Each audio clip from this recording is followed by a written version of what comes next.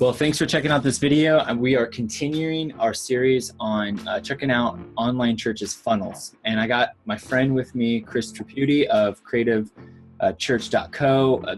You, outside of just being part of one of the largest online churches, you also have a whole company you run, and you have I think you have like 100 people that work for you. But I don't know about that, but one day. One day. So Chris is part of Community Bible Church, onlinechurch.com. You guys have been on the forefront for the last, 6, 5, 8 years, something like the way that, I mean, you got the onlinechurch.com URL. Mm-hmm. You guys have been killing it. You have a huge, and you're one of the first churches I remember that had a larger international presence than your local presence too. So Thanks so much for being with me and talking through your guys' funnel. No, thanks for letting me come on. Yeah, and you got this manly beard that I'm intimidated from. Yeah. Okay, let's jump right into it. So, okay, how old is Community Bible Church? How long has it been doing church online? Yeah. And how big is your church? Yeah, no, great questions. So in 2015, CBC celebrated 25 years of ministry. And so that's kind of a big deal. We've had the same pastor from the beginning. And so we've actually, CBC's kind of endured some transition last year. We welcomed a new pastor. So there's a lot of fresh faces around CBC now. But so we've been around for 26 years now, I guess, officially. But we've been doing online church since 2010. So July 2010 was when it was launched. So yeah, and we have a mutual friend, Neil Smith, who I do stuff with. He's one of your closest friends. You guys grew up together. So, and how big is the church? And for those who are watching this or listening to this, I asked this not to kind of, to say, oh, how big one church is. It's to put it into perspective and what your church is capable to do considering size and so forth. So how many people attend on a weekend? Yeah, no, about 15,000. And that's, some weeks, obviously, some weekends, less, obviously higher on the big holidays, but I would say, we're between 12 and 15,000 on a weekend. We have about 5 services. So yeah, it's not a small church. Yeah. Definitely one of the bigger ones, but yeah. Sweet. So with your church online, you guys have been doing it. You're one of the OGs with church online, if I can say that. I hope that doesn't get clipped into something. But with church online, so how do you guys do it? Is it primarily local? Is it global? Is it a little bit of both? Yeah, no, that's a great question. And I'll just be completely transparent with you. In the 5 years that I've been there, we've changed a lot. We've had different goals, we've tried different things. But I feel like we've really settled on the idea of both, I think when we first started out, it was this idea of how many people can we reach, from no matter where in the world they are, so it was really kind of global focused, but I think when we kind of experienced some success there, we're like, okay, well, how do we minister to these people? They're coming to our platform. That's great. But, how do we get them face to face? And so I think that kind of spearheaded some different ideas, and how can we get them from online to offline kind of thing. How do we get them in front of people, that face-to-face contact? So I would say both, but I would say it probably started more kind of with a global focus, but then at the end of the day, we cared about people and we wanted to see life change happen. And so that happens one-on-one most of the time and, face-to-face. So that's what we really wanted to do. And percentage wise, I mentioned it at the beginning, but I remember hearing you had a huge percentage of people in the Philippines and stuff watching. So did that just happen because you were streaming it and then all of a sudden you were like, wow, we got a ton of people international watching? Yeah. It's crazy. And I really do feel like it was kind of like a perfect storm, we kind of got really on the front end of Google AdWords, and so we ran a lot of ads trying to attract people to our platform. We ran some crazy ads that just, what would people naturally want to click on? And so we got a lot of response overseas for whatever reason. And so we really trying to target that. And that was kind of what got us excited about ministry is our pastors are preaching every weekend in San Antonio, Texas. but there are people in the Philippines, there are people in Pakistan that probably don't have a church that they can go to, that they're not within 20 miles of, or they're not within walking distance or even driving distance to get to a church. And so it was when we started seeing that return, and we're like, man, this is huge. This is really, really huge. And so, and honestly, that really translated to a lot of overseas volunteers. So that these people kind of came in, they landed on our platform, got to hear the gospel message, and they're like, how can I get involved? And so a lot of those people really kind of forced us to have these conversations internally of like, what do we do now? Like we have people come in, but they want to get in a Bible study. They want to volunteer, like these are all little things that people would want to have happen on campus. So absolutely. We had a huge, huge response overseas for whatever reason. And let me just insert this, is like a lot of churches, and for the longest time, we were the only ones that were doing 24/7. And so a lot of people just do live stream or have done live stream, and then they do the simulated live at specific times. And that's, hey, everyone's different. I think the logic there is that they could target and control that time a little bit better and point people to those times a little bit better. But we were like, let's just put it, every hour on the hour. Let's see how many people we can get on a weekly basis. And so that also helped our times, because we weren't competing with the church services on the other church stuff online on the weekend, but we were capitalizing on, and what is that guy at, Tuesday night, who's, wanting to, have someone pray with them, And so, but anyways, those are, that uniqueness, I feel like, really kind of opened up some opportunities for us. Yeah. And you were one of the first people to do like Facebook groups. I remember you guys had, if not the first, because I remember hearing what you guys were doing, and Martha on your team, who had the large Facebook group with like 2,500 people in, or something crazy. Yeah, it's insane. And so, we can probably get into this a little bit later, but our platform really kind of opened those doors a little bit, just because of our Facebook integration on our chat wall. It wasn't someone that, for anyone to engage on our platform, they would have to use Facebook. And so they were like, oh, they're already giving us their access, so might as well just friend them and, see where it goes. And so. Yeah. And so, okay. So that leads into, so what platform do you use to host your church online experience? And then what do you use, or what service do you use to stream your services, if you do or don't? So I know I'm asking that as a forward, but like, what do you do right now?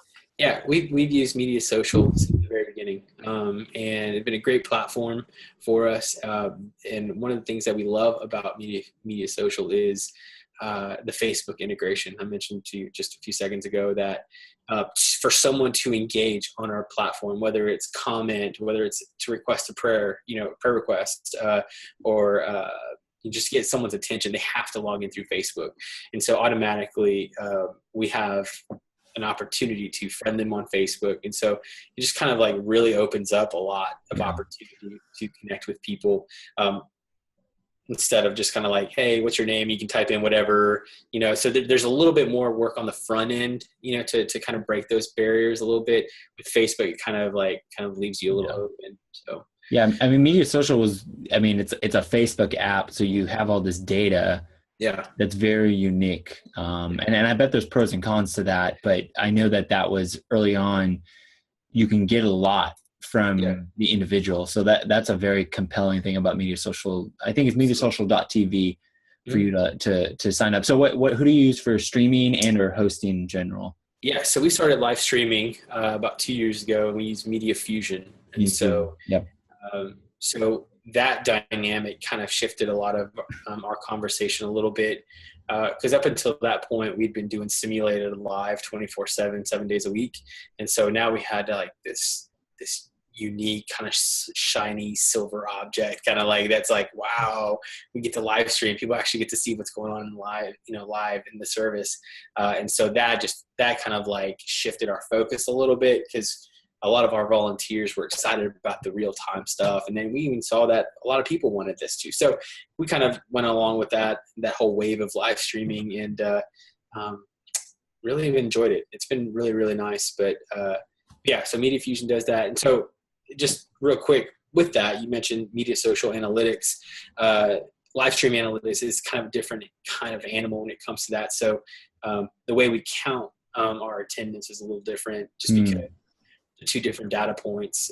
Media Social only logs people, anyone who's been on your platform for more than 3 minutes, whereas Media Fusion just tags plays, So if anyone, you can watch on an app, you can watch on your desktop, you can watch, on your mobile or on TV app, and each one of them counts as a different play. So anyway, so that's just a little difference in regards to that. Two different ways to count for us, but we count both. So it's so crazy how different everybody counts different things, and it's really hard to get any unity. You just see numbers and you're like, oh, that's an impression, that's a view, that's a 3. I mean, Media Social is very unique in that 3 minute. It's obviously a super helpful number because it's more of a core number.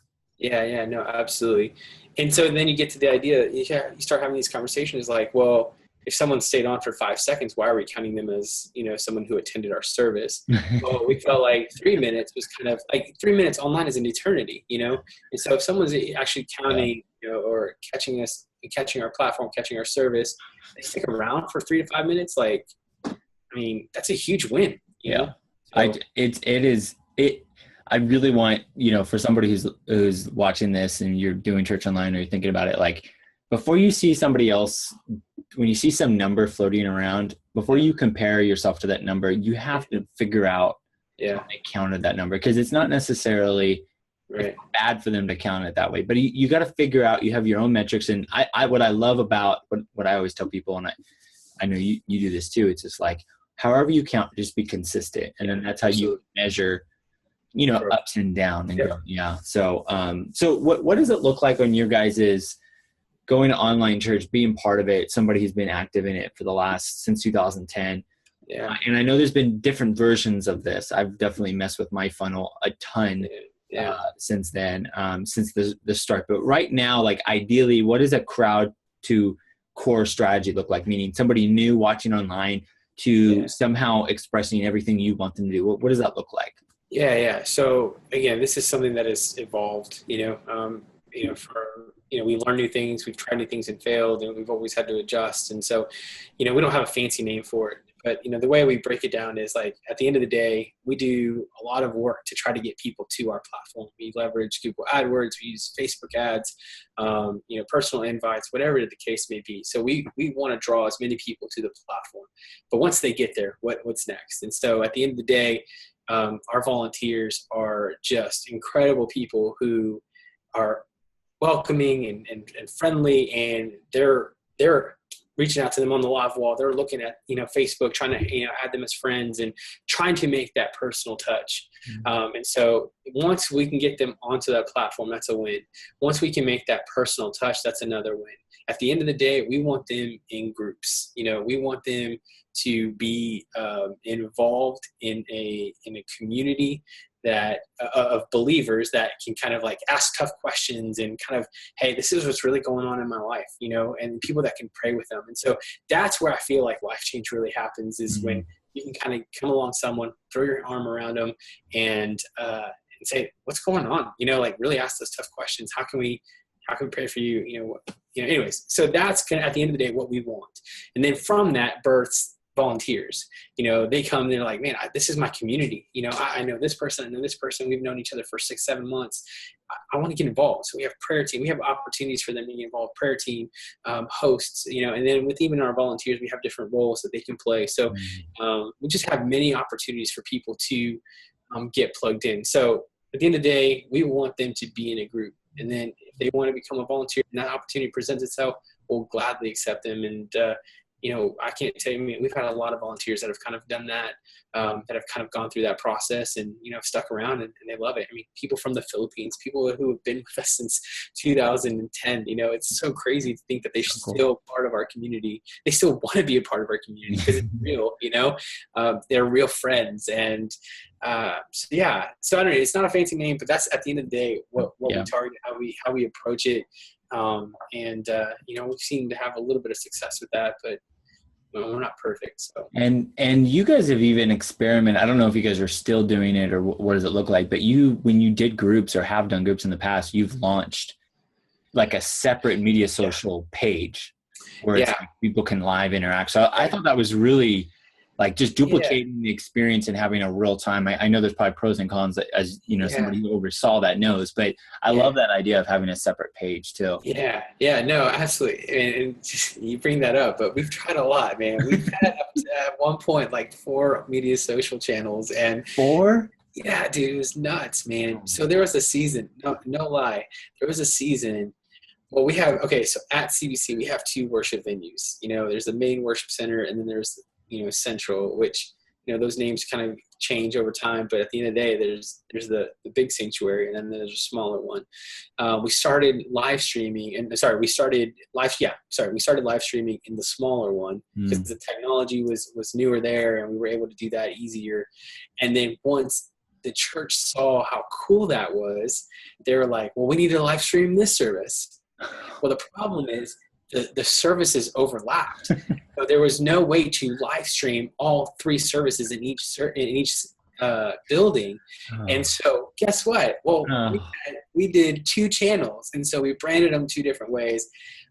Needless to say, that was a little chaotic, but, you know, there was a need that I felt like they were listening to. You know, people wanted to hear, you know, this pastor over that pastor. And so we kind of gave them that opportunity. That season was very short-lived, but it was something we tried and it didn't work, you know. And so we kind of found a way to, you know, right now we have three live streams in one venue, and then a different worship, you know, a different worship thing. So anyways, that's a journey. But but yeah, we did have an online group channel. We had a women's channel that was password protected. So we had a lot of different things, a lot of opportunities to minister to people in different ways. And so, but yeah, each one of them has their own story. But it's been awesome. It's been wild too. You know, I've learned a lot. I mean, I have found, and just echoing that, it's. When God is moving and something cool is happening, especially with online, since it was so, for the most part, it's like this new idea that, you know, not necessarily leadership, you know, went to school for. They don't really have this developed strategy. They might have a developed strategy for a local church, but online is like, well, I don't know. So, but it doesn't surprise me. Like, we just should do both, and we'll double the attendance. And but we had that with, in my church, we were going every 2 hours, and then all of a sudden somebody came out of the meeting and they said that our pastor wanted to go every hour. And I remember going, our services are like an hour and 30 minutes. Like, what are we gonna do? And we figured it out. You know, just fortunately nobody could hit reload on the screen every hour, because if they did, they would get brought back to the beginning of another. But So, percentage-wise, and I know this has changed over the time, but when you're on the online team, were you always full-time, or did it something that grew up to full-time or part? Like, how did that work? Yeah, actually, CBC has a very strict 90-day trial period, and so I came on as a 90-day. Hey, what can this guy do? Is this a good fit? You know, my unique case was I've always been remote. So the church is in San Antonio, Texas. And my wife's in the military, and so we were stationed in Colorado at the time, and so it was just a unique fit of people that knew each other, that have worked together in the past. They're like, hey, we have an opportunity. Would you be interested? And I was like, I've never worked remotely before, but this is kind of cool. So in the 90-day trial, it worked out. They brought me on full time. And we've been doing that for about 5 years now. So sweet. And you moved 3 times or something? I've lived in 3 different places. Yes. It's crazy. And now you have that beard because you're in Ohio somewhere. I just call it Ohio somewhere. I don't know. Yeah, you know, it's a small little city. It's not even a big deal. So, So everyone has one of these. So I'm fitting in, you know. Well, okay. So last question. Yeah. What online tool did you wish you had when you wish you would have had when you started church online? Well, what tool would you recommend? Yeah, you know, that's a great question. Honestly, like, and I know there were platforms out there that existed at that time, but I wish I knew about Zoom earlier. This is the platform that we're using to obviously talk, Jay, but it has been this tool has been phenomenal for us. We've actually leveraged it to not only meeting, amongst ourselves, ministry leaders, but we've brought in volunteers. And so now Zoom is our platform that we use for Talk It Over groups. So immediately after our worship service on the weekends, we kind of go straight into a Talk It Over group. So we talk about the service, we talk about the message, we talk about what's going on. And so slowly but surely, you're starting to see a small group of people always kind of showing up. And so that's awesome, because we have that face to face. So Skype existed, Google Hangouts, but for me, it was never really like doable, because I felt like you had to have a Skype account, you had to have, Gmail account to, so Zoom really kind of like broke down a lot of those barriers. And, we got a cbctalkitover.com, and that's what we communicate. We're not communicating numbers, we're communicating a URL. And so check out zoom.us. I just saw, did you see, you probably get the same emails, but you can do with their webinar, you can do Facebook Live integration now. Oh, no, cool. Yeah. I was like, huh. I'm telling you, it's awesome. Like, you can record it, you can, and then, depending on how many people you have in here, depending on what kind of subscription you have, you can have up to 50 people, or I don't even know, crazy amount of people. It really is a phenomenal platform, and it really has allowed us to do that face to face, which is probably one of the biggest knocks about online ministry. I do online ministry, but it's one of the, how dare you? I know, what am I doing? But it's one of the things like, well, how can you connect with someone if you're not, you can see their face, and they're on the other side of the computer screen just typing. It's how do you know it's them? And so this really does break down a lot of the barriers, and it's really opened up a lot of conversation. Just a lot of cool, raw times for us. Yeah. Well, thanks so much for taking the time and sharing what onlinechurch.com has done, Community Bible Church. Definitely check out creativechurch.co. Chris, thank you so much. You're like the silent guy in church online. You're like the silent guy. You're not the slender man. You're the silent. I don't know what. I'm gonna figure out some kind of hashtag there. Let me know what you come up with. I'm a behind the scenes guy, so I don't need all the bells and whistles. So, well, sweet. Okay, I appreciate you, man. Thanks for letting me do this. Yeah. Okay, guys. Thanks so much. We got more coming here in this series, and see you later. See you.